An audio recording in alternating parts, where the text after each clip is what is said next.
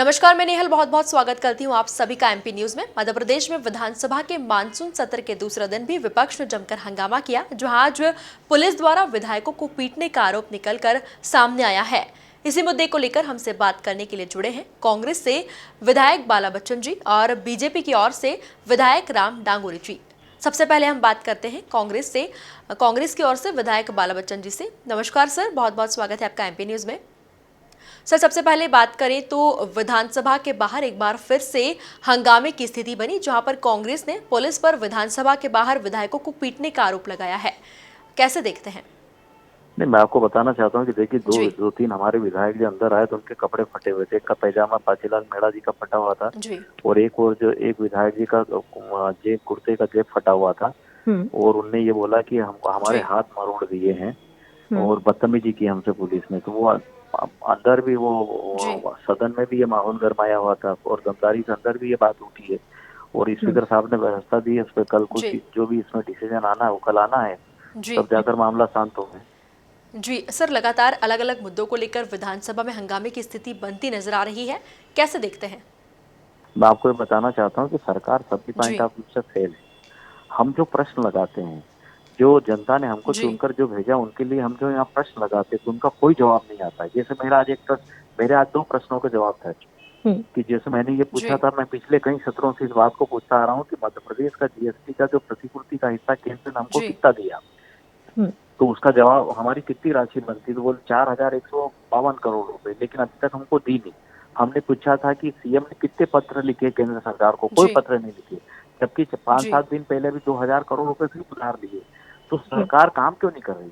और बहुत सारे प्रश्नों के जवाब, जानकारी एकत्रित की जा रही है, किया जाता है। तो सरकार सभी पॉइंट ऑफ व्यू से फेल है। मतलब पूरी सरकार की इच्छा मर जा चुकी है, खत्म हो जा चुकी है।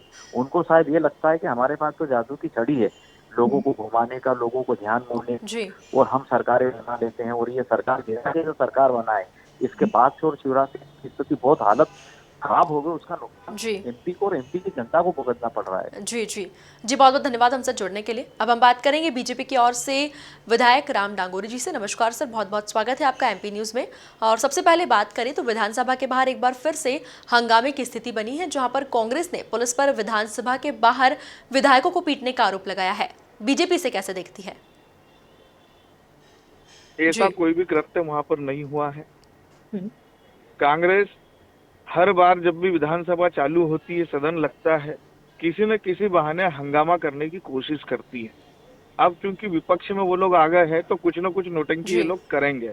आज उन्होंने विधानसभा को भी भंग करने का प्रयास करा, विधानसभा को भी डिस्टर्ब करा, पूरे टाइम हंगामा करते रहे ये लोग, जबकि सार्थक विषयों के ऊपर बहस हो रही थी। कई सारे जरूरी विधेयक पास होने थे, तो उन्होंने विधेयकों को पास न हो ऐसा प्रयास करा, धरने पर बैठ के वहाँ सब प्रकार की नाटक नौटंकी करी। जबकि जन कल्याण के विधेयक थे वो सारे, उनको पास होना चाहिए था, लेकिन फिर भी हमारी सरकार ने सारे विधेयक पास कराए।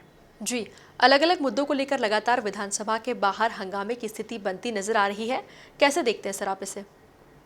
अब चुनाव आने वाले हैं और कांग्रेस चुनाव के दृष्टिगत किस प्रकार से किस मुद्दे को उठाया जाए, ये इस पर ध्यान दे रही है।